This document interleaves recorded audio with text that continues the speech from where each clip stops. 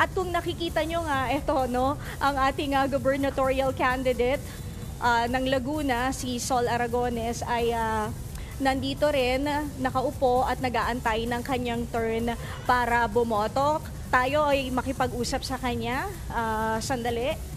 Good morning, Ma'am Sol. Kamusta po kayo? Ano pong nararamdaman nyo? Baka may tatanong po kasi sila Ruth, sila Manong Ted, and si Angela sa inyo. Kamusta po? Ano pong nararamdaman ninyo ngayon? Kinakabahan. Kinakabahan kasi siyempre mahabang panahon yung kampanya at saka para sa isang kandidatong natalo na dati sa pagka-governor at ito ay pangalawang pagkakataon na kinakabahan tayo.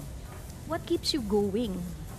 Yung maraming supporters no, na mula nung congressman pa ako hanggang lumaban ako ng governor niya, hindi ako nanalo hanggang ngayon na sumusuporta pa talaga at saka yung advocacy ko talaga na ayusin yung pampublikong ospital ng Laguna. Yun yung drive kung bakit talagang lumalaban pa tayo.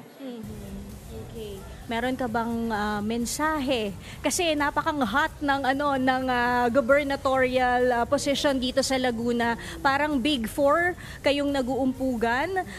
Merong mga nagtirgasan at kung ano-ano. Meron ka bang mensahe or komento tungkol dito?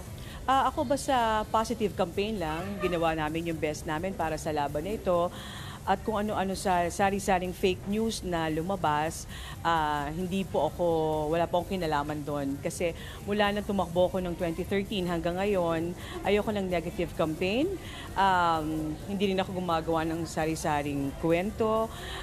Importante lang, focus lang doon sa advocacy para sa maayos na ospital ng Laguna. Doon lang ako nakafocus.